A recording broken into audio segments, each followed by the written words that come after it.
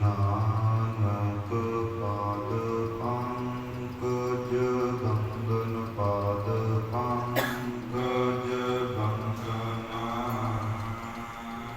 ਸਿਮਰੋ ਅੰਗਦ ਦੁਖ ਨਿਕੰਦਨਾ ਅਮਰ ਦਾਸ ਗੁਰ ਹਿਰਦੈ ਧਿਆਵੋ ਹਿਰਦੈ ਧਿਆਵੋ ਰਾਮਦਾਸ ਗੁਣ ਗਾਵੋ ਸ਼੍ਰੀ ਅਰਜਨ ਵਿਘਨ ਕੇ ਨਾਸ਼ਕ ਵਿਘਨ ਕੇ ਨਾਸ਼ਕ ਹਰਿ ਗੋਬਿੰਦ ਸੋਭ ਸਮਦ ਪ੍ਰਕਾਸ਼ਕ ਸ਼੍ਰੀ ਹਰਿ ਰਾਇ ਨਾਮ ਕਰ ਜੋਰੀ ਨਾਮ ਕਰ ਜੋਰੀ ਗੁਰ ਹਰਿ ਕ੍ਰਿਸ਼ਨ ਮਨਾਏ ਬਿਹੋਰੀ ਤੇਗ ਬਹਾਦਰ ਪਰਮ ਕਿਰਪਾਲਾ ਪਰਮ ਕਿਰਪਾਲਾ ਸ਼੍ਰੀ ਗੁਰੂ ਗੋਬਿੰਦ ਸਿੰਘ ਬਿਸਾਲਾ ਤਾਰੋ ਤਾਰਾ ਪਰ ਪੁਨ ਪੁਨ ਸੀਸਾ ਪੁਨ ਪੁਨ ਸੀਸਾ ਬੰਦੋ ਬਾਰ ਬਾਰ ਜਗਦੀਸਾ ਜਿਸ ਮਨ ਅੰਮ੍ਰਿਤ ਗਿਆਨ ਹੈ ਮਾਨਕ ਭਗਤ ਵੈਰਾਗ ਗੁਰੂ ਗ੍ਰੰਥ ਸਾਹਿਬ ਓਦਗ ਬੰਦੋ ਕਰ ਅਨੁਰਾਗ ਆਏ ਪ੍ਰਭ ਸਰਨਾਗਤੀ ਕਿਰਪਾ ਨਿਤ ਦਇਆਲ ਏਕ ਅੱਖਰ ਹਰ ਮਨ ਵਸਤ ਨਾਨਕ ਹੋਤ ਨਿਹਾਲ ਏਕ ਓੰਕਾਰ ਸਤਿਗੁਰੂ ਤੇ ਪ੍ਰਸਾਦ ਸਚ ਹੋਏ ਵਾਹਿਗੁਰੂ ਜੀ ਕੀ ਫਤਿਹ ਵਿਘਨ ਵਿਨਾਸ਼ਨ ਸੋਏ ਵਾਹਿਗੁਰੂ ਜੀ ਕੀ ਫਤਿਹ ਵਿਘਨ ਵਿਨਾਸ਼ਨ ਸੋਏ ਭਗਤ ਪਾਵਨ ਭਗਤ ਵਸ਼ਲ ਕਿਰਪਾ ਨਿਧਾਨ ਰਹਿਣ ਤਾਂਦੇ ਸਾਗਰ ਮੇਰੀ ਪੀਰੀ ਦੇ ਮਾਲਕ ਸਾਹਿਬ ਸ੍ਰੀ ਗੁਰੂ ਹਰਗੋਬਿੰਦ ਸਾਹਿਬ ਜੀਆਂ ਦੇ ਪਾਵਨ ਔਰ ਪਵਿੱਤਰ ਅਸਥਾਨ ਦੇ ਉੱਪਰ ਸਾਹਿਬ ਸ੍ਰੀ ਗੁਰੂ ਗ੍ਰੰਥ ਸਾਹਿਬ ਜੀਆਂ ਦੇ ਚਰਨ ਕਰ ਸਰਾਏ ਗੁਰੂ ਰੂਪ ਗੁਰੂ ਖਾਲਸਾ ਸਤ ਸੰਗਤ ਜੀ ਸਤਿਗੁਰਾਂ ਦੀ ਅਪਾਰ ਕਿਰਪਾ ਬਖਸ਼ਿਸ਼ ਰਹਿਮਤ ਦਾ ਸਦਕਾ ਜੋ ਲੜੀਵਾਰ ਕਥਾ ਵਿਚਾਰਾਂ ਦੀ ਬਖਸ਼ਿਸ਼ ਹੋਈ ਹੈ ਆਓ ਵਿਚਾਰਾਂ ਦੀ ਸਾਂਝ ਪਾਉਣ ਤੋਂ ਪਹਿਲਾਂ ਗੁਰਦੇਵ ਸਤਿਗੁਰਾਂ ਦੁਆਰਾ ਬਖਸ਼ਿਸ਼ ਕੀਤੀ ਗਈ ਫਤਿਹ ਦੁਹਰਾਈਏ।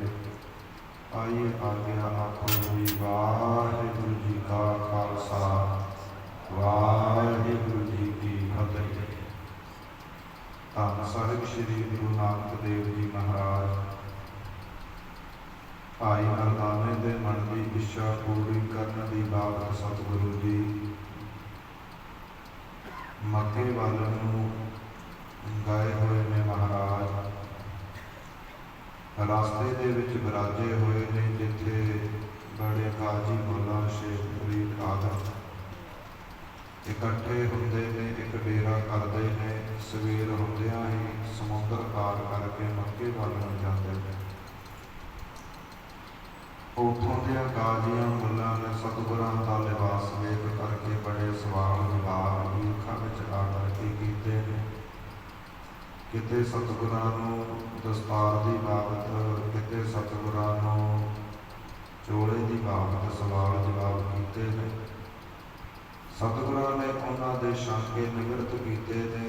अखीर दे विच आपस दे विच सलाहां करन लगे ने कि ये बड़ा चतुर चलाक है, साडे नाल इस प्रकार मक्के जाना चाहुंदा है, पर इहदे जिहड़े ख्याल ने वो हिंदुआं दे नाल ज़्यादा मिलदे ने। ते जिहड़े हिंदू लोग ने वो कदे भी मक्के नहीं जा सकते, दर्शन नहीं कर सकते। इसलिए इस नूं नाल लैके जाना ठीक नहीं होवेगा। सलाह कर करके साहिब श्री गुरु नानक देव जी नूं कहण लगे कि महाराज हुण इत्थों अगे एक समुंदर आउंदा है, बेड़े उपर चढ़ के समुंदर पार करीदा है। बेड़े दे चढ़न तो पहला जिहड़े बेड़े वाले लोग ने, मालक ने, वो कलमा सुनते ने, कलमा पढ़ाउंदे ने। ते हिंदू लोग कदे भी कलमा नहीं पढ़ते। इस प्रकार जो कलमा पढ़ लेंदे ने वो तां बेड़े ते सवार हो करके समुंदर तो पार हो जाते हैं, मक्के के दर्शनों लई चले जाते हैं। ते जिहड़े लोग कलमा नहीं पढ़ते वो लोग कदे भी बेड़े के उपर सवार नहीं हो सकते, समुंदर पार नहीं करते।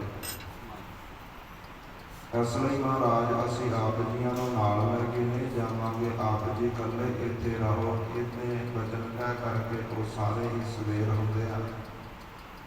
बेड़े उपर सवार हो करके चले गए ने। भाई मरदाना जी सतगुरां ताईं बेनती करते हैं, महाराज हुण आपां दर्शन किवें करांगे, ये तां सारे ही चले गए ने, असीं इकल्ले रह गए हैं।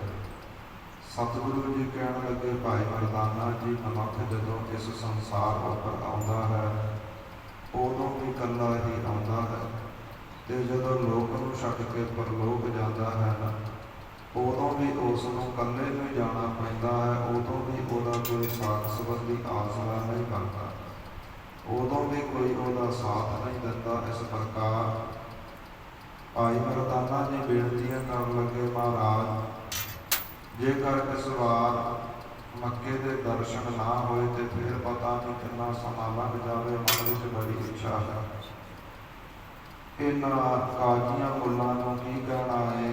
आप जियां दी तिन्नां लोकां विच चलदी है, तिन्नां लोकां विच आप जियां दा सत्कार है।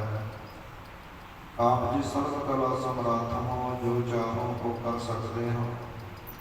सतगुरु जी भाई मरदाने के वचन सुन करके बड़े प्रसन्न हुए ने। महाराज कहन लगे, भाई मरदाना जी रबाब नूं चको, कुछ समा कीर्तन करिए, परमेश्वर की याद विच जुड़िए, क्योंकि परमेश्वर की आराधना करन दे नाल, उहदे गीत सिफत सलाह करन दे नाल मन दीआं सारियां ही मनोकामनावां पूरीआं हुंदियां ने, तुहाडी भी होवेगी।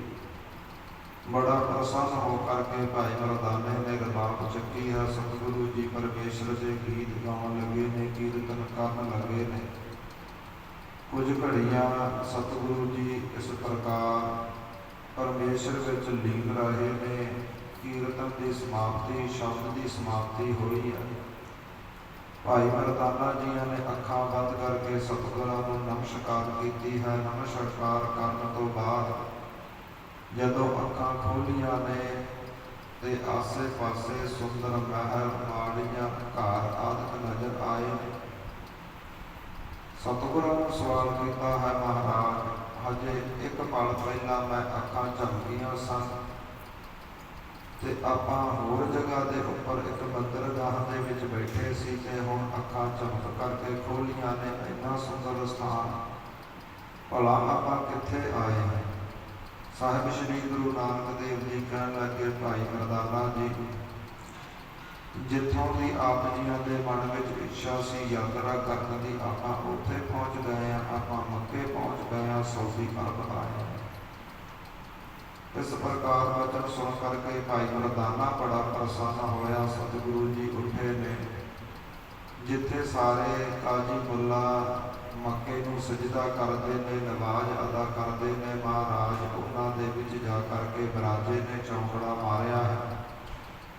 सतगुरां ने उच्ची उच्ची शब्द गाउणा शुरू किया है। परमेश्वर दे ताई कि हे अकाल पुरख वाहिगुरु ये जो सारा वरतारा है तेरे हुक्मां दे विच ही वरतदा है।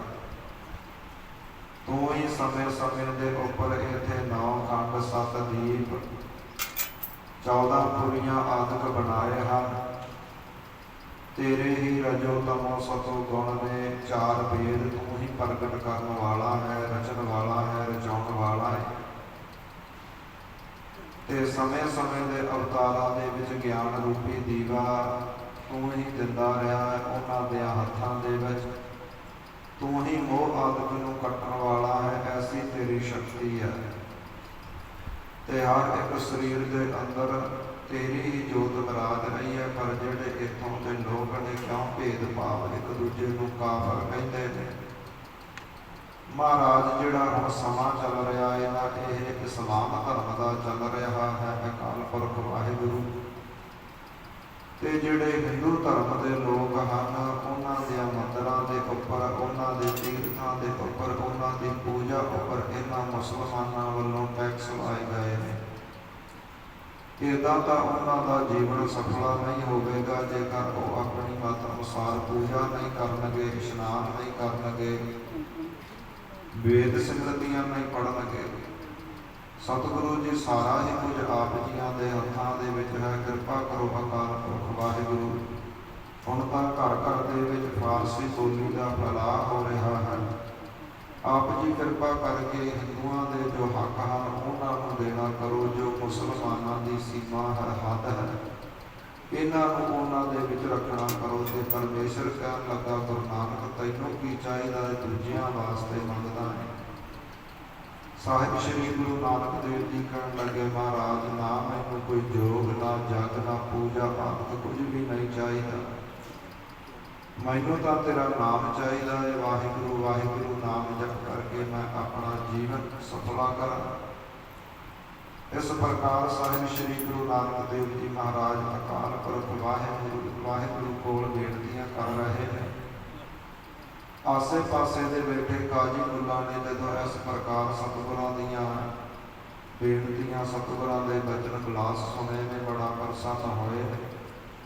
कवि जी कहते कोई आटे की कोई दाल की कौली लिया करके सतगुरां नूं चढ़ावा चढ़ाउंदा है, दर्शन करता है, कोई दूरों ही सलाम करता है। साहिब श्री गुरु नानक देव जी महाराज मक्के के नज़दीक विराजे हुए ने। नाल भाई बाला भाई मरदाना है। इतों तक कल दीयां कथा विचारां आईयां सन। अध्याय संपूर्ण होया से जो आउण वाली कथा विचार है। आओ मन चित बिरतियां एकाग्र करिए, श्रद्धा भावना दे नाल श्रवण करिए जी। सतनाम श्री वाहिगुरु साहिब जीओ। दोहरा श्री गुर शब्द कमाए जिन। कवि जी अध्याय की आरंभता के उपर साहिब श्री गुरु नानक देव जियां दा धन साहिब श्री गुरु ग्रंथ साहिब जियां दा मंगल करते हैं। श्री गुर शब्द कमाए जन, जिन्हां लोकां संतां महापुरखां ने इस लोक विच आ करके परमेश्वर का शब्द गुरमंत्र मूल मंत्र जपजी साहिब गुरु ग्रंथ साहिब की गुरबाणी को कमा लिया है। सतगुरां वालों दिता उपदेश अपने हृदय विच वसाया है।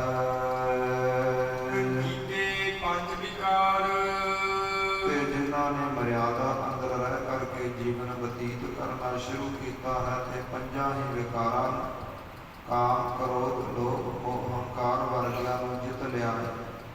जिन्हां दे उपर विकारां दा रति पर जोर नहीं चलदा। उन्हां संतां महापुरखां नूं सतपुरुषां नूं कवि जी कहते मेरी नमस्कार है, वंदना है। उन्हां दे चरणां दे उपर, उन्हां दे पैरां दे उपर सिर रख के मैं उन्हां नूं सजदा करदा हां, नमस्कार करदा हां। ओ धन ने जिन्हां ने कलयुग के समय के अंदर साहिब श्री गुरु ग्रंथ साहिब जियां ते ओट आसरा रख करके अपना सारा जीवन बतीत किया है। गुरु के शब्दों को कमाया है। कथा कीर्तना विच आ करके हाजरियां भर के सतसंगत की है। ਆਪਣੇ ਜੀਵਨ ਅੰਦਰੋਂ ਵਿਕਾਰਾਂ ਨੂੰ ਨਾਸ਼ ਕੀਤਾ ਹੈ। ਕਵੀ ਜੀ ਕਹਿੰਦੇ ਐਸੇ ਸਤਸੰਗੀਆਂ ਨੂੰ, ਐਸਿਆਂ ਸੰਤਾਂ ਮਹਾਂਪੁਰਖਾਂ ਨੂੰ ਮੇਰੀ ਨਮਸਕਾਰ ਹੈ। ਉਹਨਾਂ ਦੇ ਚਰਨਾਂ ਉੱਪਰ ਅਸੀਸ ਧਰਦਾ ਹਾਂ। ਸ੍ਰੀ ਬਾਲਾ ਸੰਦਰਬਾਚ ਸੰਧੂ ਗੋਤ ਨਾਲ ਸੰਬੰਧ ਰੱਖਣ ਵਾਲੇ ਭਾਈ ਬਾਲਾ ਜੀ ਖਡੂਰ ਸਾਹਿਬ ਦੀ ਧਰਤੀ ਦੇ ਉੱਪਰ ਕਥਾ ਸੁਣਾ ਰਹੇ ਨੇ। ਗੁਰੂ ਅੰਗਦ ਦੇਵ ਜੀ ਮਹਾਰਾਜ ਕਥਾ ਸੁਣ ਰਹੇ ਨੇ। ਐੜਾ ਮੋਖਾ ਜੋ ਸੁਲਤਾਨਪੁਰ ਲੋਧੀ ਦਾ ਰਹਿਣ ਵਾਲਾ ਲਿਖਾਰੀ ਹੈ, ਉਸ ਨੇ ਇਹ ਸਾਰੀ ਕਥਾ ਲਿਖੀ ਹੈ।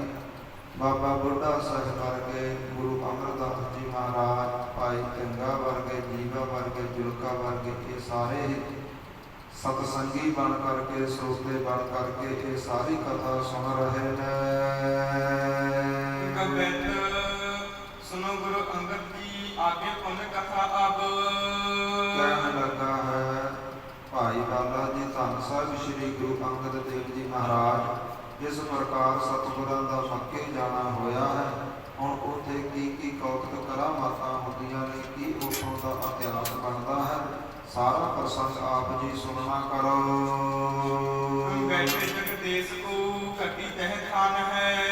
ਇਸ ਪ੍ਰਕਾਰ ਸਾਹਿਬ ਸ੍ਰੀ ਗੁਰੂ ਨਾਨਕ ਦੇਵ ਜੀਆਂ ਨੂੰ ਮੱਕੇ ਦੇ ਨਜ਼ਦੀਕ ਬੈਠਿਆਂ ਨੂੰ ਇੱਕ ਘੜੀ ਬਤੀਤ ਹੋਈ ਹੈ। ਜਗਤ ਦੇ ਈਸ਼ਵਰ ਸਤਿਗੁਰੂ ਜੀ ਬਿਰਾਜੇ ਨੇ। ਦੀਨਨ ਕੇ ਦਾਨੀ ਬੋਲੇ ਬਦਨ ਤੇ ਬਾਨੀ ਤਬ। ਇਸ ਪ੍ਰਕਾਰ ਦੀਨਾਂ ਗਰੀਬਾਂ ਦੇ ਦਿਆਲੂ ਕਿਰਪਾਲੂ ਸਤਿਗੁਰੂ ਗੁਰੂ ਨਾਨਕ ਦੇਵ ਜੀ ਭਾਈ ਮਰਦਾਨੇ ਵੱਲ ਵੇਖ ਕੇ ਬੋਲੇ ਨੇ। ਦੇਖ ਮਰਦਾਨੇ ਜਾਕੋ ਚਾਹਤ ਮਹਾਨ ਹੈ। ਭਾਈ ਮਰਦਾਨੇ ਤੇਰੇ ਮਨ ਅੰਦਰ ਬੜੀ ਇੱਛਾ ਸੀ ਮੱਕੇ ਦੀ ਯਾਤਰਾ ਦੀ, ਮੱਕੇ ਦੇ ਦਰਸ਼ਨ ਕਰਨ ਦੀ। ਹੁਣ ਆਪਾਂ ਮੱਕੇ ਪਹੁੰਚੇ ਹਾਂ ਤੇ ਤੁਰ ਫਿਰ ਕੇ ਇਸ ਪ੍ਰਕਾਰ ਮੱਕੇ ਦੇ ਦਰਸ਼ਨ ਕਰਨਾ ਕਰੋ ਜੀ।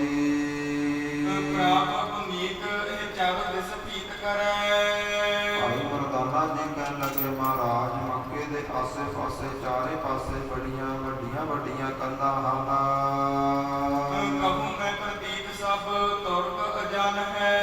ਮਹਾਰਾਜ ਕਿਹਦੇ ਤੇ ਭਰੋਸਾ ਕਰਾਂ, ਕਿਹਨੂੰ ਪੁੱਛਾਂ ਕਿ ਕਿੱਥੇ ਕਿਵੇਂ ਦਰਸ਼ਨ ਕਰਨੇ ਨੇ, ਕੀ ਇਤਿਹਾਸਕ ਜਗ੍ਹਾ ਹੈ।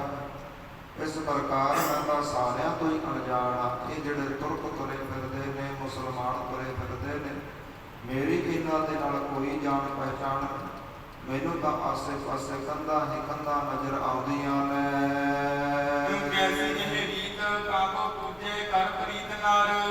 ਮਹਾਰਾਜ ਇੱਥੋਂ ਦੇ ਲੋਕ ਜਿਹੜੇ ਵਸਣ ਵਾਲੇ ਨੇ, ਉਹ ਕਿਸ ਚੀਜ਼ ਦੀ ਪੂਜਾ ਕਰਦੇ ਨੇ, ਕਿਹਦੀ ਆਰਾਧਨਾ ਕਰਦੇ ਨੇ, ਕੈਸੀ ਇੱਥੇ ਮਰਿਆਦਾ ਹੈ।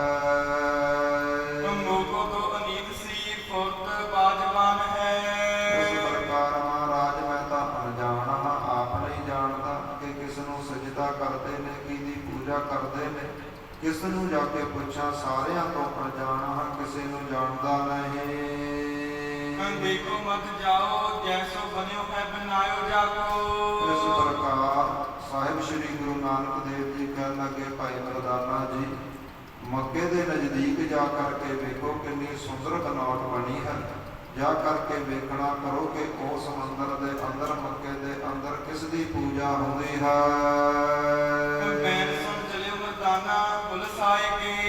ਬੜਾ ਪ੍ਰਸੰਨ ਹੋ ਕਰਕੇ, ਖੁਸ਼ ਹੋ ਕਰਕੇ ਭਾਈ ਮਰਦਾਨਾ ਸਤਿਗੁਰਾਂ ਦੇ ਕੋਲੋਂ ਉੱਠਿਆ ਹੈ ਤੇ ਸਾਹਮਣੇ ਮੱਕਾ ਨਜ਼ਰ ਆਉਂਦਾ ਹੈ ਤੇ ਜਿੱਥੇ ਇਸਲਾਮ ਧਰਮ ਦੇ ਲੋਕਾਂ ਦਾ ਇਕੱਠ ਹੈ, ਮੁਸਲਮਾਨ ਆਉਂਦੇ ਜਾਂਦੇ ਨੇ। ਭਾਈ ਮਰਦਾਨਾ ਜੀ ਵੀ ਉਸ ਵੱਲ ਚੱਲੇ ਨੇ।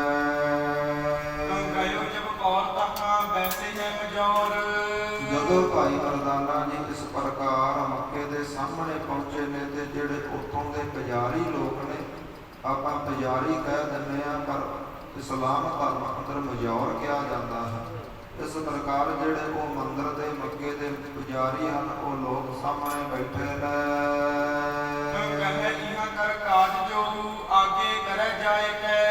ਜਦੋਂ ਭਾਈ ਮਰਦਾਨਾ ਜੀਆਂ ਨੇ ਕਿਹਾ ਹੈ ਕਿ ਅੰਦਰ ਦਰਸ਼ਨ ਕਰਨੇ ਨੇ, ਕਹਿਣ ਲੱਗੇ ਭਾਈ ਸਾਹਿਬ ਜੋ ਵੀ ਆਪ ਜੀਆਂ ਨੇ ਨਮਸਕਾਰ ਬੇਨਤੀਆਂ ਕਰਨੀਆਂ ਨੇ ਇੱਥੇ ਖੜ ਕੇ ਹੀ ਕਰ ਸਕਦੇ ਹੋ, ਅੰਦਰ ਨਹੀਂ ਜਾ ਸਕਦੇ।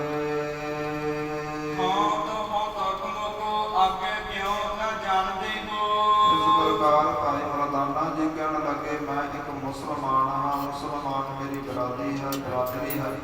ਮੁਸਲਮਾਨਾਂ ਦੇ ਘਰ ਦਾ ਜਨਮ ਹੈ ਤੇ ਮੈਨੂੰ ਅੱਗੇ ਕਿਉਂ ਨਹੀਂ ਜਾਣ ਦਿੰਦੇ?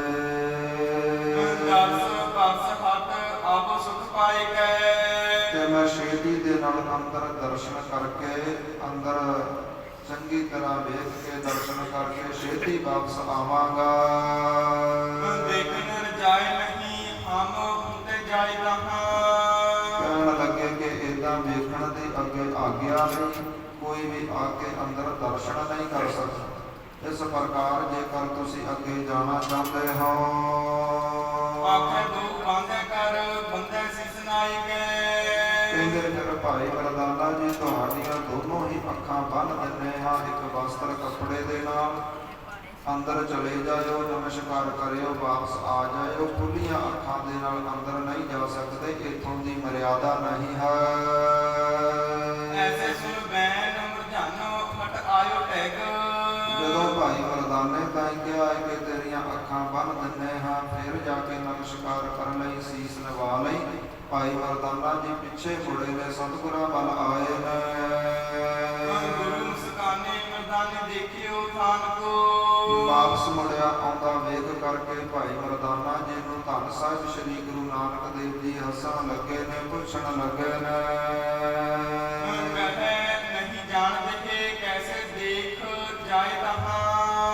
ਮਹਾਰਾਜ ਪੁੱਛਣ ਲੱਗੇ ਨੇ ਭਾਈ ਮਰਦਾਨਾ ਜੀ ਕੀ ਦਰਸ਼ਨ ਕਰ ਆਏ ਹੋ? ਕਹਿਣ ਲੱਗਾ ਮਹਾਰਾਜ ਅੱਗੇ ਜਾਣ ਨਹੀਂ ਦਿੰਦੇ। ਕਹਿੰਦੇ ਨੇ ਕਿ ਅੱਖਾਂ ਬੰਦ ਕਰਕੇ ਅੱਗੇ ਘੱਲਾਂਗੇ। ਜੇਕਰ ਮੇਰੀਆਂ ਅੱਖਾਂ ਬੰਨ੍ਹ ਦਿੱਤੀਆਂ ਤੇ ਮੈਨੂੰ ਅੰਦਰ ਕਿਸ ਚੀਜ਼ ਦੇ ਦਰਸ਼ਨ ਹੋਣਗੇ? ਮੈਨੂੰ ਤਾਂ ਕੁਝ ਪ੍ਰਤੀਤ ਹੀ ਨਜ਼ਰ ਨਹੀਂ ਆਉਣਾ, ਇਸ ਲਈ ਮੈਂ ਵਾਪਸ ਆਇਆ ਹਾਂ। ਜਾਏਂਗੇ ਬਜੌਰ ਨੈਣ ਬਾਂਧੇ ਗੀਠ ਖਾਨ ਕੋ।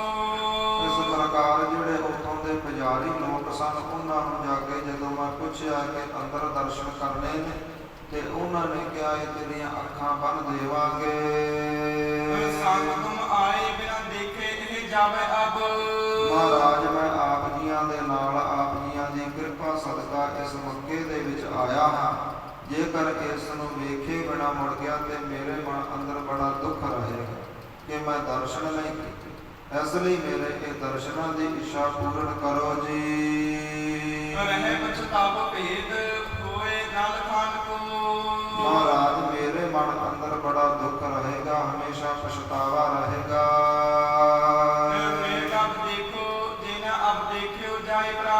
ਮਹਾਰਾਜ ਫੇਰ ਭਲਾ ਕਦੋਂ ਦਰਸ਼ਨ ਹੋਣਗੇ? ਕਿੰਨਾ ਲੰਬਾ ਸਮਾਂ ਲੱਗ ਜਾਂਦਾ ਹੈ ਇੱਥੇ ਆਉਣ ਦੇ ਵਿੱਚ।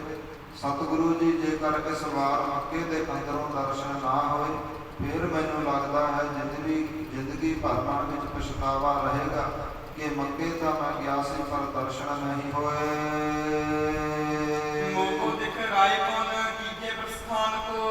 ਮਹਾਰਾਜ ਕਿਰਪਾ ਕਰਕੇ ਮੈਨੂੰ ਮੱਕੇ ਦੇ ਦਰਸ਼ਨ ਬਖਸ਼ੋ, ਮੈਂ ਅੰਦਰ ਜਾ ਕੇ ਦਰਸ਼ਨ ਕਰਨੇ ਚਾਹੁੰਦਾ ਹਾਂ। ਫਿਰ ਆਪਾਂ ਅੱਗੇ ਹੋਰ ਰਸਤੇ ਚੱਲਣਾ ਕਰਾਂਗੇ।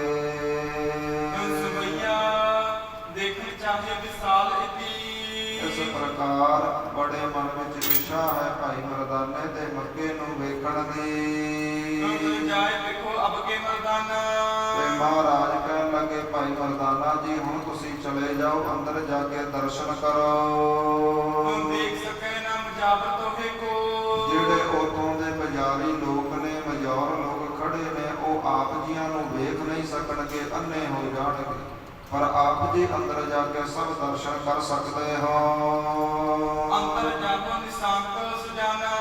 ਇਸ ਲਈ ਮਨ ਦੇ ਵਿੱਚ ਕੋਈ ਵੀ ਸ਼ੰਕਾ ਨਾ ਰੱਖੋ, ਨਿਸੰਕ ਹੋ ਕਰਕੇ, ਸ਼ੰਕੇ ਤੋਂ ਰਹਿਤ ਹੋ ਕਰਕੇ ਜਾਣਾ ਕਰੋ। ਇਸ ਪ੍ਰਕਾਰ ਆਇਸ ਧਾਰ ਲਈ ਸਿਰ ਐ ਸੁਣ ਬੈਣ। ਸਾਹਿਬ ਸ੍ਰੀ ਗੁਰੂ ਨਾਨਕ ਦੇਵ ਜੀਆਂ ਦੇ ਬਚਨ ਸੁਣ ਕਰਕੇ, ਆਗਿਆ ਹੁਕਮ ਸੁਣ ਕਰਕੇ ਭਾਈ ਮਰਦਾਨੇ ਨੇ ਸਤਿਗੁਰਾਂ ਦੇ ਬਚਨਾਂ ਨੂੰ ਸਿਰ ਮੱਥੇ ਮੰਨਿਆ ਹੈ। ਤੇ ਬੜਾ ਮਨ ਦੇ ਵਿੱਚ ਪ੍ਰਸੰਨ ਹੋ ਕਰਕੇ ਦੁਬਾਰਾ ਫਿਰ ਦੂਜੀ ਵਾਰ ਅੱਗੇ ਵੱਲ ਚੱਲਿਆ ਹੈ। ਤੇ ਕਿਸੇ ਨੂੰ ਭਾਈ ਮਰਦਾਨਾ ਜੀ ਨਜ਼ਰ ਨਹੀਂ ਆਏ। ਭਾਈ ਮਰਦਾਨਾ ਜੀ ਇਸ ਪ੍ਰਕਾਰ ਸਤ ਕਰਤਾਰ ਜਪਦੇ ਹੋਏ ਮੱਕੇ ਅੰਦਰ ਪ੍ਰਵੇਸ਼ ਹੋਏ ਨੇ। ਸਾਰੇ ਹੀ ਖੜੇ ਮਜੌਰ ਜੋ ਰਾਤੀ ਆਉਂਦੇ ਜਾਂਦਿਆਂ ਨੂੰ ਕੁਛ ਦੱਸ ਕਰ ਰਹੇ ਸਨ। ਕਵੀ ਜੀ ਕਹਿੰਦੇ ਸਾਰੇ ਹੀ ਇਦਾਂ ਲੱਗਦਾ ਜਿਵੇਂ ਅੰਨੇ ਹੋ ਗਏ ਹਨ। ਭਾਈ ਮਰਦਾਨੇ ਨੂੰ ਕੋਈ ਨਹੀਂ ਰੋਕ ਟੋਕ ਰਿਹਾ। ਭਾਈ ਮਰਦਾਨਾ ਜੀ ਜਾ ਕਰਕੇ ਪੌੜੀਆਂ ਚੜ੍ਹੇ ਨੇ ਤੇ ਮੱਕੇ ਵਿੱਚ ਪ੍ਰਵੇਸ਼ ਹੋਏ ਨੇ। ਸਵਈਆ ਅੰਤਰ ਜਾਏ ਕੇ ਦੇਖਤ ਕਿਆ। ਭਾਈ ਮਰਦਾਨੇ ਨੇ ਅੰਦਰ ਜਾ ਕੇ ਕੀ ਵੇਖਿਆ ਹੈ? ਇੱਕ ਪਾਵਨ ਮੂਰਤ ਭੂਲ ਧਰੀ। ਇੱਕ ਬੜੀ ਵੱਡੀ ਮੂਰਤੀ ਹੈ ਪੱਥਰ ਦੀ, ਉਹ ਅੰਦਰ ਧਾਰਨ ਕੀਤੀ ਧਰੀ ਹੋਈ ਹੈ। ਦੂਸਨ ਹੋ ਨਿਕਸਾ ਤਬਹੀ। ਬੜਾ ਹੈਰਾਨ ਹੋ ਕਰਕੇ ਭਾਈ ਮਰਦਾਨਾ ਚਿੰਤਾ ਦੇ ਸਹਿਤ ਹੋ ਕਰਕੇ ਬਾਹਰ ਨਿਕਲਿਆ ਹੈ। ਡਿਗ ਆਇਓ ਤਬੈ ਜਹ ਬੈਠੇ ਹਰੀ।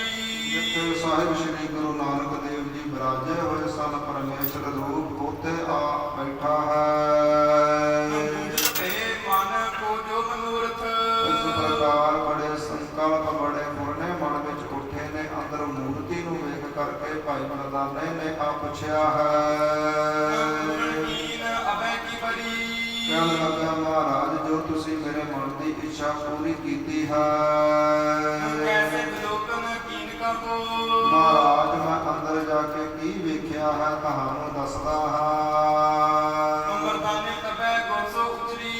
ਇਸ ਪ੍ਰਕਾਰ ਭਾਈ ਮਰਦਾਨਾ ਜੀ ਪਾਤਸ਼ਾਹ ਤਾਈ ਗੁਰੂ ਤਾਈ ਦੱਸਣ ਲੱਗੇ ਨੇ ਕਿ ਗੁਰੂ ਨਾਨਕ ਦੇਵ ਜੀ ਅੰਦਰ ਜਾ ਕੇ ਮੈਂ ਕੀ ਵੇਖਿਆ ਹੈ ਕਿ ਇੱਕ ਬੜੀ ਵੱਡੀ ਪੱਥਰ ਦੀ ਮੂਰਤੀ ਨਜ਼ਰ ਆਈ ਹੈ।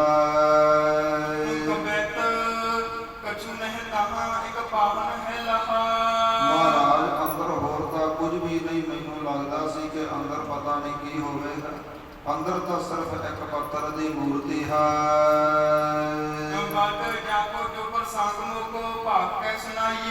ਮਹਾਰਾਜ ਜਿਹੜੇ ਮੁਸਲਮਾਨ ਨੇ ਇਹ ਤਾਂ ਮੂਰਤੀਆਂ ਦੀ ਪੂਜਾ ਨਹੀਂ ਕਰਦੇ, ਇਹ ਤਾਂ ਹਿੰਦੂ ਕਰਦੇ ਨੇ। ਮੈਨੂੰ ਇਹ ਸਾਰਾ ਪ੍ਰਸੰਗ ਦੱਸਣਾ ਕਰੋ ਕਿ ਮੁਸਲਮਾਨਾਂ ਦੇ ਮੱਕੇ ਦੇ ਅੰਦਰ ਇਹ ਮੂਰਤੀ ਪੂਜਾ ਕਿਵੇਂ ਹੁੰਦੀ ਹੈ।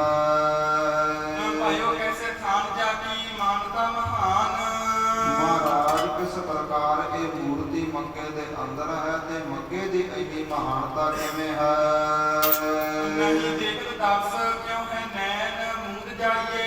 ਇਸ ਪ੍ਰਕਾਰ ਕਿਉਂ ਖੁੱਲੀਆਂ ਅੱਖਾਂ ਦੇ ਨਾਲ ਇਹ ਮੁਸਲਮਾਨ ਲੋਕ ਮੱਕੇ ਦੇ ਅੰਦਰ ਦਰਸ਼ਨ ਨਹੀਂ ਕਰਨ ਦਿੰਦੇ? ਕਿਉਂ ਅੱਖਾਂ ਬੰਦ ਕਰਕੇ ਅੰਦਰ ਘੱਲਦੇ ਨੇ? ਇਹ ਮਰਿਆਦਾ ਕੈਸੀ ਹੈ।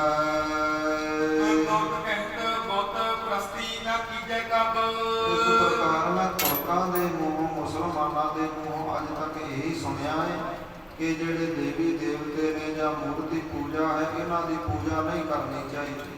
ਮੁੱਖੋਂ ਪ੍ਰਚਾਰ ਪ੍ਰਸਾਰ ਤਾਂ ਇਹ ਕਰਦੇ ਨੇ ਕਿ ਮੂਰਤੀ ਪੂਜਾ ਨਹੀਂ ਕਰਨੀ।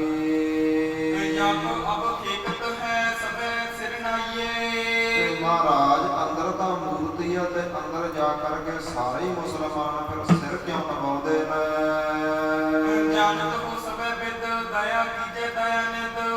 ਧੰਨ ਗੁਰੂ ਨਾਨਕ ਦੇਵ ਜੀ ਮਹਾਰਾਜ ਆਪ ਜੀਆਂ ਨੂੰ ਤਿੰਨਾਂ ਲੋਕਾਂ ਵਿੱਚ ਪਤਾ ਹੈ ਕਿ ਪਤਾਲ ਵਿੱਚ ਕੀ ਹੋ ਰਿਹਾ ਹੈ, ਮਾਤ ਲੋਕ ਤੇ ਕੀ ਹੈ, ਅਸਮਾਨ ਵਿੱਚ ਕੀ ਵਰਤਾਰੇ ਵਰਤ ਰਹੇ ਨੇ। ਆਪ ਜੀ ਸਭ ਜਾਣੀ ਜਾਣ ਹੋ, ਇਹ ਪ੍ਰਸੰਗ ਆਪ ਜੀ ਭਲੀ ਭਾਂਤ ਜਾਣਦੇ ਹੋ। ਕਿਰਪਾ ਕਰਕੇ ਮੈਨੂੰ ਇਹ ਸਾਰਾ ਹੀ ਦੱਸਣਾ ਕਰੋ ਜੀ।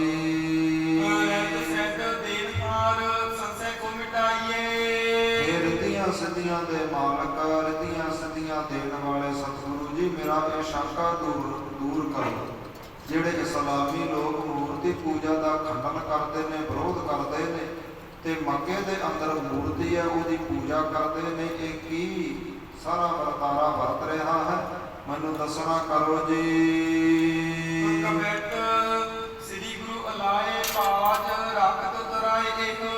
ਇਸ ਪ੍ਰਕਾਰ ਸਾਹਿਬ ਸ੍ਰੀ ਗੁਰੂ ਨਾਨਕ ਦੇਵ ਜੀ ਭਾਈ ਮਰਦਾਨੇ ਤਾਈਂ ਦੱਸਣ ਲੱਗੇ ਨੇ।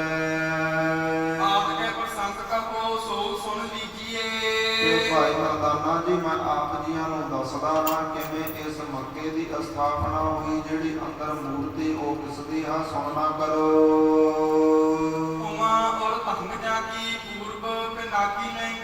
ਇਸ ਪ੍ਰਕਾਰ ਇਸ ਸੰਸਾਰ ਦੇ ਉੱਪਰ ਇੱਕ ਪਾਰਵਤੀ ਹੋਈ ਹੈ, ਦੇਵੀ ਹੋਈ ਹੈ। ਉਹਦਾ ਜੋ ਪਤੀ ਹੈ ਭਗਵਾਨ ਸ਼ਿਵ ਜੀ, ਇਹ ਉਸ ਦੀ ਮੂਰਤੀ ਹੈ, ਉਸ ਦਾ ਨਿਸ਼ਾਨ ਹੈ।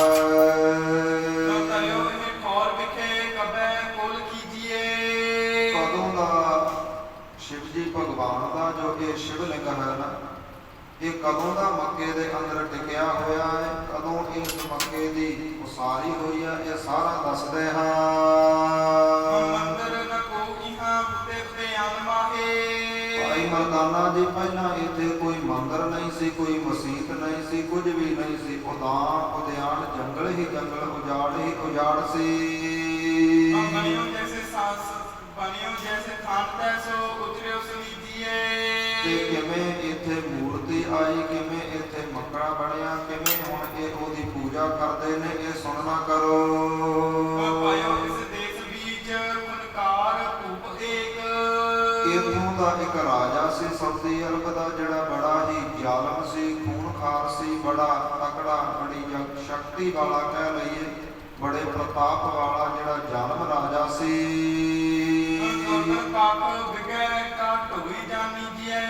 ਇਸ ਪ੍ਰਕਾਰ ਇੱਕ ਤੁਰਕਨ ਪੱਖ ਵਿਖੇ ਗਾਢੋਈ ਜਾ ਨੀਜੀਐ। ਤੇ ਇਥੋਂ ਦਾ ਜਿਹੜਾ ਰਾਜਾ ਸੀ ਨਾ, ਉਹ ਇੱਕ ਬੜਾ ਜ਼ਾਲਮ ਰਾਜਾ ਸੀ ਭਾਈ ਮਰਦਾਨਾ ਜੀ, ਜਿਹੜੇ ਤੁਰਕਾਂ ਦੇ ਪੱਖ ਦਾ ਸੀ। ਭਾਵ ਜਿਹੜੇ ਸੰਸਾਰ ਦੇ ਵਿੱਚ ਹੋਰ ਜਾਤੀਆਂ ਪ੍ਰਾਤੀਆਂ ਦੇ ਲੋਕ ਰਹਿੰਦੇ ਸਨ ਨਾ, ਪ੍ਰਜਾਤੀਆਂ ਨੇ, ਉਹਨਾਂ ਦਾ ਬੜਾ ਬਹਾਉਂਦਾ ਸੀ। ਸਿਰਫ ਔਰ ਸਿਰਫ ਮੁਸਲਮਾਨਾਂ ਦੇ ਪੱਖ ਦੀ ਗੱਲ ਕਰਦਾ ਸੀ। ਮਹਾਦੇਵ ਕੋ ਲਿੰਗ ਤਿਨ। ਇਸ ਪ੍ਰਕਾਰ ਆ ਕਰਕੇ ਇੱਕ ਦਿਨ ਉਸ ਨੇ ਉਜਾੜ ਜੰਗਲਾਂ ਦੇ ਵਿੱਚ ਭਗਵਾਨ ਸ਼ਿਵ ਜੀ, ਜਿਸ ਨੂੰ ਮਹਾਦੇਵ ਕਿਹਾ ਜਾਂਦਾ ਹੈ, ਉਸ ਦਾ ਜੋ ਲਿੰਗ ਸ਼ਿਵਲਿੰਗ, ਉਹਨਾਂ ਨੇ ਆ ਕਰਕੇ ਇਸ ਜੰਗਲ ਵਿੱਚ ਵੇਖਿਆ ਹੈ। ਤੇ ਦੇਖ ਕਰਕੇ ਬੜਾ ਗੁੱਸਾ ਹੋਇਆ ਹੈ, ਮਨ ਵਿੱਚ ਬੜਾ ਕ੍ਰੋਧ ਆਇਆ ਕਿ ਇਹ ਤਾਂ ਹਿੰਦੂਆਂ ਦੇ ਭਗਵਾਨ ਦਾ ਜੋ ਨਿਸ਼ਾਨੀ ਹੈ, ਸ਼ਿਵਲਿੰਗ ਹੈ। ਤੇ ਆਪਣੀ ਫੌਜ ਨੂੰ, ਆਪਣੇ ਸੇਵਕਾਂ ਨੌਕਰਾਂ ਨੂੰ ਆ ਕਰਕੇ ਰਾਜੇ ਨੇ ਏਦਾਂ ਕਿਹਾ ਸੀ ਕਿ ਜਿਹੜਾ ਇਹ ਹਿੰਦੂਆਂ ਦਾ ਸ਼ਿਵਲਿੰਗ ਇਸ ਜੰਗਲ ਦੇ ਵਿੱਚ ਪਿਆ ਹੈ, ਇਹਨੂੰ ਚੱਕ ਕੇ ਕਿਤੇ ਦੂਰ ਸੁੱਟਿਆ, ਇਸ ਨੂੰ ਖਤਮ ਕਰ ਦੇਵੋ।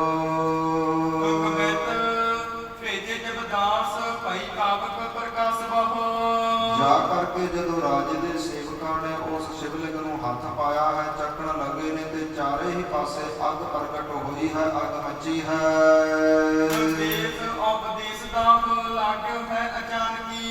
ਤੇ ਉਹਦੇ ਰਾਜੇ ਦੇ ਦੇਸ਼ ਅਤੇ ਆਸੇ ਪਾਸੇ ਦੇ ਵਿਦੇਸ਼ਾਂ ਦੇ ਵਿੱਚ ਆਪਣੇ ਆਪ ਹੀ ਅੱਗ ਪ੍ਰਗਟ ਹੋਈ ਹੈ, ਜਿਹੜੇ ਦੇਸ਼ ਵਿਦੇਸ਼ ਮਚਣੇ ਸ਼ੁਰੂ ਹੋਏ ਨੇ।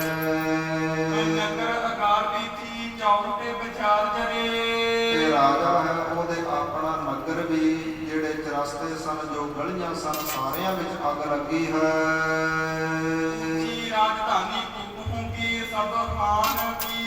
ਜਿਹੜੀ ਬੜੀ ਉੱਚੀ ਰਾਜਧਾਨੀ ਸੀ ਨਾ ਉਸ ਰਾਜੇ ਦੀ, ਉਹ ਸਾਰੀ ਹੀ ਸੜ ਕੇ ਸਵਾਹ ਹੋਈ ਹੈ, ਸਾਰੀ ਹੀ ਨਾਸ਼ ਹੋਈ ਹੈ।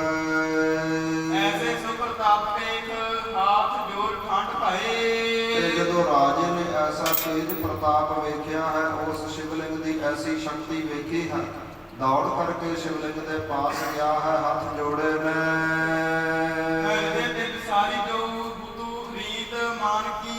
ਜਿਹੜਾ ਹਿਰਦੇ ਅੰਦਰ ਬੜਾ ਹੰਕਾਰ ਸੀ ਨਾ, ਆਪਣੇ ਆਪ ਨੂੰ ਮੁਸਲਮਾਨ ਹੋਣ ਦਾ, ਤੇ ਸਾਰਾ ਹੀ ਹੰਕਾਰ ਟੁੱਟ ਗਿਆ ਹੈ। ਜਾ ਕਰਕੇ ਹੱਥ ਜੋੜੇ ਨੇ।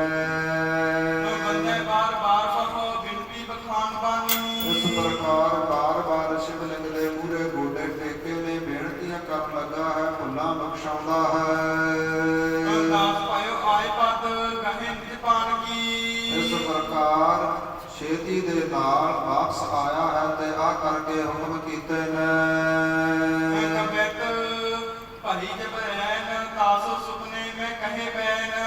ਆ ਕਰਕੇ ਆਪਣਿਆਂ ਸੇਵਕਾਂ ਨੂੰ ਬੇਨਤੀਆਂ ਕੀਤੀਆਂ ਨੇ, ਹੱਥ ਜੋੜੇ ਨੇ, ਭਗਵਾਨ ਸ਼ਿਵ ਜੀ ਅੱਗੇ ਬੇਨਤੀਆਂ ਕੀਤੀਆਂ ਨੇ ਕਿ ਭੁੱਲਾਂ ਬਖਸ਼ੋ। ਤੇ ਜਦੋਂ ਰਾਤਰੀ ਆਈ ਹੈ, ਇਸ ਪ੍ਰਕਾਰ ਜਦੋਂ ਰਾਜਾ ਸੁੱਤਾ ਹੈ,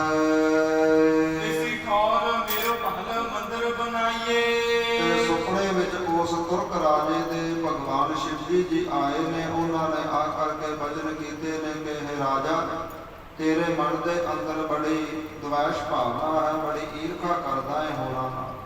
ਹੁਣ ਜਿਸ ਥਾਂ ਦੇ ਉੱਪਰੋਂ ਮੇਰਾ ਸ਼ਿਵਲਿੰਗ ਚੁਕਾਉਣਾ ਚਾਹੁੰਦਾ ਸੀ ਨਾ, ਹੁਣ ਇੱਥੇ ਹੀ ਮੇਰਾ ਮੰਦਰ ਬਣੇਗਾ ਤੇ ਉਸਾਰੀ ਵੀ ਤੂੰ ਕਰਵਾਵੇਂਗਾ।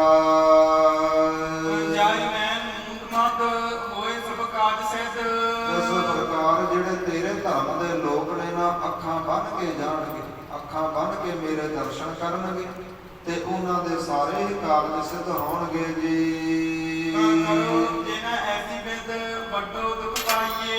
ਤੇ ਜੇਕਰ ਕਿਸੇ ਨੇ ਐਸੀ ਮਰਿਆਦਾ ਨਾ ਨਿਭਾਈ, ਖੁੱਲੀਆਂ ਅੱਖਾਂ ਦੇ ਨਾਲ ਅੰਦਰ ਗਿਆ ਤੇ ਉਹ ਭਾਰੀ ਦੁੱਖ ਪਾਵੇਗਾ। ਭਾਈ ਦੇ ਬਖੌਰ ਬਨਵਾਈ ਇਹ ਠੌਰ ਨਿਰਪ। ਜਦੋਂ ਇਸ ਪ੍ਰਕਾਰ ਅਗਲੇ ਦਿਨ ਦੀ ਸਵੇਰ ਹੋਈ ਹੈ, ਰਾਜਾ ਸ਼ੈਦੀ ਦੇ ਨਾਲ ਆਪਣੀ ਫੌਜ ਨੂੰ ਲੈ ਕਰਕੇ ਉਸ ਜਗ੍ਹਾ ਤੇ ਗਿਆ ਹੈ। ਉਸ ਜਗ੍ਹਾ ਦੇ ਉੱਪਰ ਜਾ ਕਰਕੇ ਇੱਕ ਮਸੀਤ ਦੀ, ਇੱਕ ਮੱਕੇ ਦੀ ਉਸਾਰੀ ਕਰਵਾਈ ਹੈ। ਮੰਦਰ ਹੈ ਸੁੰਦਰ ਸਥਾਨ ਸੁਖਦਾਈਏ। ਬੜਾ ਸੁੰਦਰ ਮੰਦਰ ਬਣਾਉਣਾ ਕੀਤਾ ਹੈ, ਜਿਸ ਦੇ ਵਿੱਚ ਬਾਹਰੋਂ ਵੇਖੀਏ ਤੇ ਇਸਲਾਮ ਧਰਮ ਦੀ ਮੱਕਾ ਨਜ਼ਰ ਆਉਂਦਾ ਹੈ, ਮਸੀਤ ਨਜ਼ਰ ਆਉਂਦੀ ਹੈ। ਅੰਦਰ ਵੇਖੀਏ ਤੇ ਭਗਵਾਨ ਸ਼ਿਵ ਜੀ ਦਾ ਜਿਹੜਾ ਸ਼ਿਵਲਿੰਗ ਹੈ ਉਹ ਬਿਰਾਜਮਾਨ ਹੈ। ਇਸਲਾਮ ਧਰਮ ਦੇ ਲੋਕ ਅੱਖਾਂ ਬੰਨ੍ਹ ਕੇ ਅੱਜ ਵੀ ਮੱਕੇ ਦੇ ਵਿੱਚ ਜਾਂਦੇ ਨੇ। ਇਸ ਪ੍ਰਕਾਰ ਜਾ ਕਰਕੇ ਸੀਸ ਨਵਾਉਂਦੇ ਨੇ। ਮੱਕੇ ਦੇ ਲੋਕਾਂ ਨੂੰ ਵੀ ਪਤਾ ਨਹੀਂ ਕਿ ਅੰਦਰ ਕੀ ਬਿਰਾਜ ਰਿਹਾ ਹੈ, ਅੰਦਰ ਕੀ ਬੈਠਾ ਹੈ ਜਾਂ ਕਿਸ ਦੀ ਪੂਜਾ ਹੁੰਦੀ ਹੈ। ਅੱਖਾਂ ਬੰਨ੍ਹ ਕੇ ਜਾਂਦੇ ਨੇ ਜਿਹੜੇ ਪੁਜਾਰੀ ਲੋਕ, ਅੱਖਾਂ ਬੰਨ੍ਹ ਦਿੰਦੇ ਨੇ ਸੰਗਤਾਂ ਦੀਆਂ ਤੇ ਜਾ ਕਰਕੇ ਅੰਦਰ ਸੀਸ ਨਵਾ ਕਰਕੇ, ਝੁਕਾ ਕਰਕੇ, ਬੇਨਤੀਆਂ ਕਰਕੇ ਵਾਪਸ ਆਉਂਦੇ ਨੇ। ਬਿਨਾ ਬਾਂਦੇ ਨੈਣ ਜਾਏ ਅੰਧ ਹਵੈ ਲਖਾਏ ਨਾਹੀ। ਇਸ ਪ੍ਰਕਾਰ ਜਿਹੜੇ ਬਿਨਾ ਅੱਖਾਂ ਬੰਨੇ ਜਾਣ ਵਾਲੇ ਲੋਕ ਨੇ ਨਾ, ਜਿਹੜੇ ਅੱਖਾਂ ਨਹੀਂ ਬੰਨਦੇ, ਆਪਣੀ ਮਰਜ਼ੀ ਕਰਦੇ ਨੇ ਕਿ ਇਦਾਂ ਹੀ ਦਰਸ਼ਨ ਕਰਨੇ ਨੇ, ਕਹਿੰਦੇ ਉਹ ਅੰਨੇ ਹੋ ਜਾਂਦੇ ਨੇ। ਉਹਨਾਂ ਨੂੰ ਅੰਦਰ ਕੁਝ ਵੀ ਨਜ਼ਰ ਨਹੀਂ ਆਉਂਦਾ।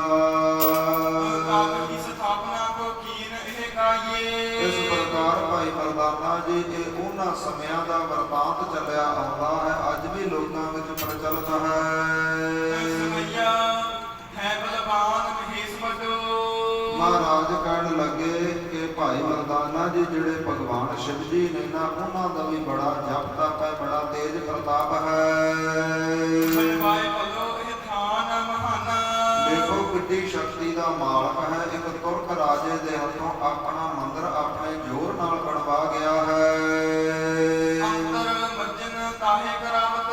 ਤੇ ਜਿਹੜੇ ਇਸਲਾਮ ਧਰਮ ਦੇ ਲੋਕ ਨੇ ਇਹ ਅੰਦਰ ਜਾ ਕਰਕੇ ਜਲ ਦੇ ਨਾਲ ਉਸ ਸ਼ਿਵ ਜੀ ਦਾ ਜੋ ਸ਼ਿਵਲਿੰਗ ਹੈ, ਉਹਦਾ ਜੋ ਚਿੰਨ ਹੈ, ਉਹਦੀ ਪੂਜਾ ਕਰਦੇ ਨੇ, ਉਹਦਾ ਇਸ਼ਨਾਨ ਕਰਵਾਉਂਦੇ ਨੇ।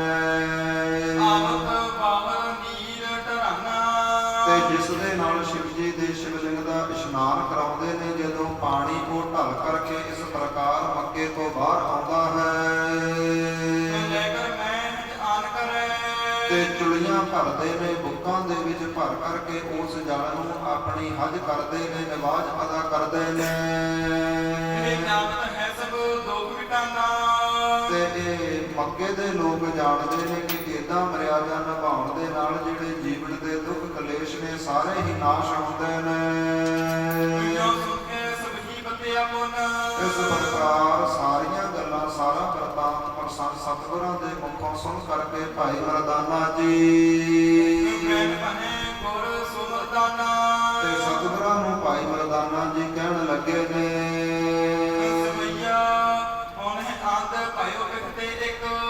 ਕਹਿਣ ਲੱਗਾ ਮਹਾਰਾਜ ਤੁਸੀਂ ਦੱਸਿਆ ਹੈ ਕਿ ਭਗਵਾਨ ਸ਼ਿਵ ਜੀ ਨੇ ਬਚਨ ਕੀਤੇ ਸਨ ਕਿ ਇੱਥੇ ਜੋ ਸਾਡੇ ਦਰਸ਼ਨਾਂ ਲਈ ਆਵੇਗਾ ਉਹਦੀਆਂ ਅੱਖਾਂ ਬੰਨੀਆਂ ਜਾਣਗੀਆਂ, ਫਿਰ ਸਾਡੇ ਦਰਸ਼ਨ ਹੋਣਗੇ। ਜੇਕਰ ਕੋਈ ਮਨ ਮਰਜ਼ੀ ਕਰੇਗਾ ਬਿਨਾਂ ਅੱਖਾਂ ਬੰਨੇ ਮੱਕੇ ਦੇ ਅੰਦਰ ਆਵੇਗਾ ਤੇ ਅੰਨਾ ਹੋ ਜਾਵੇਗਾ। ਸਤਿਗੁਰੂ ਜੀ ਮੈਂ ਤਾਂ ਅੱਖਾਂ ਖੁੱਲੀਆਂ ਤੋਂ ਅੰਦਰ ਗਿਆ, ਮੈਂ ਤਾਂ ਅੰਨਾ ਨਹੀਂ ਹੋਇਆ। ਮਹਾਰਾਜ ਹੁਣ ਮੇਰੇ ਮਨ ਅੰਦਰ ਇਹ ਸ਼ੰਕਾ ਪੈ ਗਿਆ ਹੈ, ਕਿਰਪਾ ਕਰਕੇ ਮੈਨੂੰ ਮਿਟੇ ਮੇਰਾ ਜਿਹੜਾ ਸ਼ੰਕਾ ਹੈ ਦੂਰ ਕਰੋ, ਇਸ ਨੂੰ ਮਿਟਾ ਦੇਵੋ ਜੀ। ਹਿੰਦੂ ਕੋ ਕਾਫਰ ਕਿਉਂ ਉਚਰੇ। ਮਹਾਰਾਜ ਜਿਹੜੇ ਇਸਲਾਮ ਧਰਮ ਦੇ ਲੋਕ ਨੇ ਇਹ ਹਿੰਦੂਆਂ ਨੂੰ ਕਾਫਰ ਕਿਉਂ ਕਹਿੰਦੇ ਨੇ, ਉਹਨਾਂ ਨੂੰ ਝੂਠੇ ਕਿਉਂ ਕਹਿੰਦੇ ਨੇ, ਇਹ ਵੀ ਦੱਸ ਦੇਵੋ। ਮਹਾਰਾਜ ਕੀ ਇਹ ਹਿੰਦੂਆਂ ਨੂੰ ਆਪਣੇ ਆਪ ਤੋਂ ਛੋਟਾ ਸਮਝਦੇ ਨੇ, ਨੀਚ ਸਮਝਦੇ ਨੇ। ਸਾਹਿਬ ਸ੍ਰੀ ਗੁਰੂ ਨਾਨਕ ਦੇਵ ਜੀ ਭਾਈ ਮਰਦਾਨੇ ਦੇ ਜਵਾਬ ਦਾ ਸਵਾਲ ਦਾ ਜਵਾਬ ਦੇਣ ਲੱਗੇ ਨੇ। ਮਹਾਰਾਜ ਕਹਿਣ ਲੱਗੇ ਭਾਈ ਮਰਦਾਨਾ ਜੀ ਇਹ ਆਪ ਹੀ ਕਾਫਰ ਨੇ, ਆਪ ਹੀ ਝੂਠੇ ਨੇ, ਆਪ ਪੂਜਾ ਨਹੀਂ ਕਰਨੀ ਚਾਹੀਦੀ ਤੇ ਆਪ ਹੀ ਸ਼ਿਵ ਜੀ ਦੀ ਪੂਜਾ ਕਰ ਰਹੇ ਇਹ ਆਪ ਹੀ ਕਾਫਰ ਹਨ। ਸ੍ਰੀ ਕਰਤਾਰ ਦਇਆ ਜਿਨ ਪੈ ਤੇ ਭਾਈ ਮਰਦਾਨਾ ਜੀ ਤੁਸੀਂ ਗੁਰੂ ਦੇ ਸਿੱਖ ਹੋ, ਤੁਸੀਂ ਇੱਕ ਅਕਾਲ ਪੁਰਖ ਵਾਹਿਗੁਰੂ ਦੀ ਪੂਜਾ ਕਰਨ ਵਾਲੇ ਹੋ, ਪਰਮੇਸ਼ਰ ਦੇ ਪੁਜਾਰੀ ਹੋ। ਤੁਹਾਨੂੰ ਦੇਵੀ ਦੇਵਤੇ ਇਹ ਮੱਕੇ ਮਸੀਤਾਂ ਕੁਝ ਵੀ ਨਹੀਂ ਕਰ ਸਕਦੇ। ਜਿਹੜੇ ਅਧੂਰੇ ਲੋਕ ਨੇ ਅਧੂਰੇ ਜਾ ਕਰਕੇ ਦਰਸ਼ਨ ਕਰਦੇ ਨੇ, ਅੱਖਾਂ ਖੁੱਲੀਆਂ ਤੋਂ ਤੇ ਅੰਨੇ ਹੋ ਜਾਂਦੇ ਨੇ। ਤੁਹਾਡੇ ਉੱਪਰ ਕਿਸੇ ਹੋਰ ਦਾ ਜ਼ੋਰ ਨਹੀਂ, ਤੁਹਾਡੇ ਉੱਪਰ ਪਰਮੇਸ਼ਰ ਅਕਾਲ ਪੁਰਖ ਵਾਹਿਗੁਰੂ ਦਾ ਹੀ ਜ਼ੋਰ ਚੱਲ ਸਕਦਾ ਹੈ। ਸੰਸਾਰ ਦੇ ਜਿੰਨੇ ਵੀ ਪੀਰ ਫਕੀਰ ਨੇ, ਦੇਵੀ ਦੇਵਤੇ ਨੇ, ਆਪ ਜੀਆਂ ਦਾ ਬਾਲ ਵੀ ਚੰਗਾ ਨਹੀਂ ਕਰ ਸਕਦੇ। ਇਸ ਲਈ ਗੁਰੂ ਦੇ ਸਿੱਖ ਹੋਣ ਦੇ ਨਾਂ ਤੇ ਆਪ ਜੀ ਅੱਖਾਂ ਖੁੱਲੀਆਂ ਤੋਂ ਮੱਕੇ ਗਏ ਹੋ, ਆਪ ਜੀਆਂ ਦਾ ਬਾਲ ਵੀ ਵਿਗਾ ਨਹੀਂ ਹੋਇਆ, ਆਪ ਜੀ ਅੰਨੇ ਨਹੀਂ ਹੋਏ। ਐਸੀ ਕਿਰਪਾ ਹੈ ਆਪ ਜੀਆਂ ਤੇ। ਅੰਧ ਭਇਓ ਇਹ ਠੌਰ ਦਿਖਾਈ। ਇਸ ਲਈ ਆਪ ਜੀਆਂ ਨੇ ਅੰਦਰ ਜਾ ਕੇ ਖੁੱਲੀਆਂ ਅੱਖਾਂ ਦੇ ਨਾਲ ਦਰਸ਼ਨ ਕੀਤੇ ਨੇ, ਵੇਖ ਕੇ ਆਏ ਹੋ ਸਾਰਾ ਕੁਝ ਹੀ, ਆਪ ਜੀ ਅੰਨੇ ਨਹੀਂ ਹੋਏ। ਮਰਦਾਨਾ ਬਿਰਸਿਆ ਸੁਣਤ ਸੁਣ ਕਰਕੇ ਭਾਈ ਮਰਦਾਨਾ ਐਸਿਆਂ ਬਚਨਾਂ ਨੂੰ ਬੜਾ ਪ੍ਰਸੰਨ ਖੁਸ਼ ਹੋਇਆ ਹੈ। ਸਾਹਿਬ ਸ੍ਰੀ ਗੁਰੂ ਨਾਨਕ ਦੇਵ ਜੀਆਂ ਦੇ ਨਜ਼ਦੀਕ ਹੋ ਬੈਠਾ ਹੈ। ਇਸ ਪ੍ਰਕਾਰ ਬੀਤਿਓ ਦਿਵਸ। ਇਸ ਪ੍ਰਕਾਰ ਸਾਹਿਬ ਸ੍ਰੀ ਗੁਰੂ ਨਾਨਕ ਦੇਵ ਜੀਆਂ ਦਾ ਭਾਈ ਮਰਦਾਨੇ ਦੇ ਨਾਲ, ਭਾਈ ਬਾਲੇ ਦੇ ਨਾਲ ਮੱਕੇ ਵਿੱਚ ਬੈਠਿਆਂ ਦਾ ਦਿਨ ਬਤੀਤ ਹੋਇਆ ਹੈ। ਕਹਿੰਦੇ ਜਗ ਸਿਰਮੌਰ। ਭਾਈ ਬਾਲਾ ਭਾਈ ਮਰਦਾਨਾ ਜੀਆਂ ਨੇ ਹੱਥ ਜੋੜੇ ਨੇ ਸਤਿਗੁਰਾਂ ਅੱਗੇ, ਕਹਿਣ ਲੱਗੇ ਨੇ ਕਿ ਤੁਸੀਂ ਸਿਰਮੌਰ ਹੋ ਮਹਾਰਾਜ। ਸੰਸਾਰ ਦੇ ਵਿੱਚ ਆਪ ਜੀਆਂ ਦੇ ਵਰਗਾ ਕੋਈ ਨਹੀਂ, ਆਪ ਜੀ ਸਭ ਤੋਂ ਵੱਡੇ ਹੋ। ਆਪ ਜੀਆਂ ਨੇ ਆਪਣੇ ਗੁਰਸਿੱਖਾਂ ਨੂੰ ਵੀ ਐਸੀ ਵਡਿਆਈ ਬਖਸ਼ੀ ਹੈ, ਐਸੀ ਉੱਚਤਾ ਬਖਸ਼ੀ ਹੈ ਮਹਾਰਾਜ। ਉਹ ਸੰਸਾਰ ਦੇ ਵਿੱਚ ਕੁਝ ਵੀ ਵਰਤਾਰਾ ਵਰਤਾ ਸਕਦੇ ਨੇ। ਵੇਖੋ ਇਸਲਾਮ ਧਰਮ ਦੇ ਲੋਕ ਅੱਖਾਂ ਬੰਨ੍ਹ ਕੇ ਅੰਦਰ ਜਾਂਦੇ ਨੇ, ਮੱਕੇ ਦੇ ਦਰਸ਼ਨ ਕਰਦੇ ਨੇ। ਜੋ ਅੱਖਾਂ ਨਹੀਂ ਬੰਨ੍ਹਦਾ ਉਹ ਅੰਨਾ ਹੋ ਜਾਂਦਾ ਮਹਾਰਾਜ। ਪਰ ਮੈਂ ਤਾਂ ਅੱਖਾਂ ਖੁੱਲੀਆਂ ਤੋਂ ਅੰਦਰ ਦਰਸ਼ਨ ਕੀਤੇ ਨੇ। ਆਪ ਜੀਆਂ ਦਾ ਸਿੱਖ ਹਾਂ, ਆਪ ਜੀਆਂ ਦੇ ਉੱਪਰ ਬੜਾ ਮਾਣ ਹੈ ਕਿ ਐਸੀ ਸ਼ਕਤੀ ਆਪ ਜੀਆਂ ਨੇ ਆਪਣੀਆਂ ਗੁਰਸਿੱਖਾਂ ਨੂੰ ਵੀ ਬਖਸ਼ੀ ਹੈ ਕਿ ਸਾਡੇ ਉੱਪਰ ਕਿਸੇ ਦਾ ਨਾ ਦੇਵੀ ਦੇਵਤੇ ਦੇ ਨਾ ਕਿਸੇ ਪੀਰ ਫਕੀਰ ਦਾ ਜ਼ੋਰ ਚੱਲਦਾ ਹੈ। ਅਸੀਂ ਇੱਕ ਅਕਾਲ ਪੁਰਖ ਦੇ ਪੁਜਾਰੀ ਹਾਂ। ਇਸ ਪ੍ਰਕਾਰ ਭਾਈ ਮਰਦਾਨਾ ਭਾਈ ਬਾਲਾ ਜੀ ਸਤਿਗੁਰਾਂ ਅੱਗੇ ਬੇਨਤੀਆਂ ਕਰ ਰਹੇ ਨੇ, ਉਹਨਾਂ ਦੀ ਵਡਿਆਈ ਕਰ ਰਹੇ ਨੇ। ਮਹਾਰਾਜ ਮੌਕੇ ਦੇ ਅੰਦਰ ਵਿਰਾਜੇ ਹੋਏ ਨੇ। ਇੱਥੋਂ ਤੱਕ ਅੱਜ ਦੀ ਕਥਾ ਵਿਚਾਰ ਆਈ ਹੈ। ਕੱਲ ਨੂੰ ਅੱਗੇ ਕਿਸ ਤਰ੍ਹਾਂ ਦਾ ਗੁਰ ਇਤਿਹਾਸ ਆਉਂਦਾ ਹੈ, ਕਿਵੇਂ ਮਹਾਰਾਜ ਮੱਕੇ ਨੂੰ ਘੁਮਾਉਣਗੇ, ਕੱਲ ਦੀਆਂ ਦੀਵਾਨਾਂ ਵਿੱਚ ਸ਼ਰਵਣ ਕਰਾਂਗੇ ਜੀ। ਅੱਜ ਇੱਥੇ ਹੀ ਵਿਸ਼ਰਾਮ ਲੈਂਦੇ ਹਾਂ। ਹੋਈਆਂ ਭੁੱਲਾਂ ਦੀ ਖਿਮਾ ਬਖਸ਼ਣੀ, ਗੁਰੂ ਦਾ ਇਤਿਹਾਸ ਸ਼ਬਦ ਜਾਣ ਕੇ ਹਿਰਦਿਆਂ ਵਿੱਚ ਵਸਾਉਣਾ, ਤਾਂ ਜੋ ਸਾਡਾ ਲੋਕ ਅਤੇ ਪਰਲੋਕ ਸਵਰ ਸਕੇ। ਆਓ ਆਨੰਦ ਸਾਹਿਬ ਦੀ ਗੁਰਬਾਣੀ ਦੇ ਨਾਲ ਜੁੜੀਏ, ਸਮਾਪਤੀ ਕਰੀਏ। ਸਤਿਨਾਮ ਸ੍ਰੀ ਵਾਹਿਗੁਰੂ ਸਾਹਿਬ ਜੀ। ਰਾਮ ਕਲੀ ਮਹੱਲਾ ਤੀਜਾ।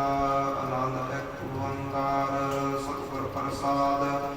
ਆਨੰਦ ਭਇਆ ਮੇਰੀ ਮਾਏ, ਸਤਿਗੁਰੂ ਮੈਂ ਪਾਇਆ। ਸਤਿਗੁਰ ਕਾ ਪਾਇਆ ਸਹਿਜ ਸਿੱਧੀ, ਮਨ ਵਜੀਆਂ ਬਾਤ ਆਈਆਂ। ਰਾਗ ਰਤਨ ਪਰਵਾਰ ਭਰੀਆਂ, ਸ਼ਬਦ ਗਾਵਣ ਆਈਆਂ। ਸਤਿ ਗਾਵੋ ਹਰੀ ਤੇਰਾ, ਮਨ ਜਿਨੀ ਵਸਾਇਆ। ਆਹੈ ਨਾਨਕ ਆਨੰਦ ਹੋਆ, ਸਤਿਗੁਰੂ ਮੈਂ ਪਾਇਆ। ਏ ਮਨ ਮੇਰਿਆ ਤੂੰ ਸਦਾ ਰਹੋ ਹਰ ਨਾਲੇ। ਹਰ ਨਾਲ ਰਹੋ ਤੂੰ ਮਨ ਮੇਰੇ, ਦੁਖ ਸਭ ਵਿਸਰਨਾ। ਅੰਗੀਕਾਰ ਹੋ ਕਰੇ ਤੇਰਾ ਕਾਰਜ ਸਭ ਸਵਾਰਨਾ। ਸਭਨਾ ਗੱਲਾਂ ਸਮਰੱਥ ਸੁਆਮੀ, ਸੋ ਕਿਉ ਮਨ ਵਿਸਾਰੀ। ਆਹੈ ਨਾਨਕ ਮਨ ਮੇਰੇ ਸਦਾ ਰਹੋ ਹਰ ਨਾਲੇ। ਸਤੇ ਸਾਹਿਬਾ ਕਿਆ ਨਾਹੀ ਕਰ ਤੇਰਾ, ਕਰਤਾ ਤੇਰਾ ਸਭ ਕੁਛ ਹੈ। ਤਿਸ ਦੇ ਸੋ ਪਾਵੈ ਸਦਾ ਸਿਫਤ ਸਲਾਮ ਤੇਰੀ, ਨਾਮ ਮਨ ਵਸਾਵੈ। ਨਾਮ ਜਿਨ ਕੈ ਮਨ ਵਸਿਆ, ਵਾਜੇ ਸ਼ਬਦ ਕਨੇਰੀ। ਆਹੈ ਨਾਨਕ ਸੱਚੇ ਸਾਹਿਬ ਕਿਆ ਨਾਹੀ ਕਰ ਤੇਰਾ। ਸਚਾ ਨਾਮ ਮੇਰਾ ਆਧਾਰੋ, ਸਚ ਨਾਮ ਆਧਾਰ ਮੇਰਾ। ਜਿਨ ਭੁੱਖਾਂ ਸਭ ਗਵਾਈਆਂ, ਕਰ ਸ਼ਾਂਤ ਸੁਖ ਮਨ ਆਏ ਵਸਿਆ। ਜਿਨ ਇੱਛਾ ਸਭ ਪੁਜਾਈਆਂ, ਸਦਾ ਕੁਰਬਾਨ ਕੀਤਾ ਗੁਰ ਬਿਟਹੁ। ਜਿਸ ਦੀਆਂ ਇਹ ਵਡਿਆਈਆਂ, ਆਹੈ ਨਾਨਕ ਸੁਣੋ ਸੰਤੋ। ਸਤਿ ਤਰਹੁ ਪਿਆਰੋ, ਸਾਚਾ ਨਾਮ ਮੇਰਾ ਆਧਾਰੋ। ਵਾਜੇ ਪੰਜ ਸ਼ਬਦ ਜਤ ਘਰ ਸੁਖਾਗੈ, ਘਰ ਸੁਖਾਗੈ। ਸ਼ਬਦ ਵਾਜੇ ਕਲਾ ਜਿਤ ਕਰ ਧਾਰਿਆ। ਪੰਜ ਬਸ ਕੀਤੇ ਕਾਲ ਕੰਟਕ ਮਾਰਿਆ ਤੁਰ ਕਰਮ ਪਾਇਆ ਤੁਧ ਜਿਨ ਕੋ ਸੇ ਨਾਮ ਹਰ ਕੈ ਲਾਗੇ ਆਹ ਨਾਨਕ ਤੈ ਸੁਖ ਹੋਆ ਤਿਤ ਕਰ ਅਨਹਦ ਮਾਜੇ ਅਨੰਦ ਸਲਾਹ ਬੜ ਭਾਗੀ ਹੋ ਸਗਲ ਮਨੋਰਥ ਪੂਰੇ ਪਾਰ ਬ੍ਰਹਮ ਪ੍ਰਪਾਇਆ ਉਤਰੇ ਸਗਲ ਵਿਸੂਰੇ ਦੁਖ ਲੋਕ ਸੰਤਾਪ ਅੰਤਰੇ ਸੁਣੀ ਸੱਚੀ ਬਾਣੀ ਸੰਤ ਸਾਧਨ ਭਏ ਸਭਸੇ ਪੂਰੇ ਗੁਰ ਤੇ ਜਾਣੀ ਸੁਣਤੇ ਪੁਨੀਤ ਕਹਤੇ ਪਵਿੱਤ ਸਤਿਗੁਰ ਰਹਿਆ ਭਰਪੂਰੇ ਬਿਨਵੰਤ ਨਾਨਕ ਗੁਰ ਚਰਨ ਲਾਗੇ ਬਾਜੇ ਅਨਹਦ ਤੂਰੇ ਸਲੋਕ ਪਵਨ ਗੁਰੂ ਪਾਣੀ ਪਿਤਾ ਮਾਤਾ ਤਤ ਮਹਤ ਦਿਵਸ ਰਾਤ ਦੁਇਦਾਈ ਦਾਇਆ ਖੇਲੇ ਸਗਲ ਜਗਤ ਚੰਗਿਆਈਆ ਬੁਰਿਆਈਆ ਵਾਚੈ ਧਰਮ ਦੂਰ ਕਰਮੀ ਆਪੋ ਆਪਣੀ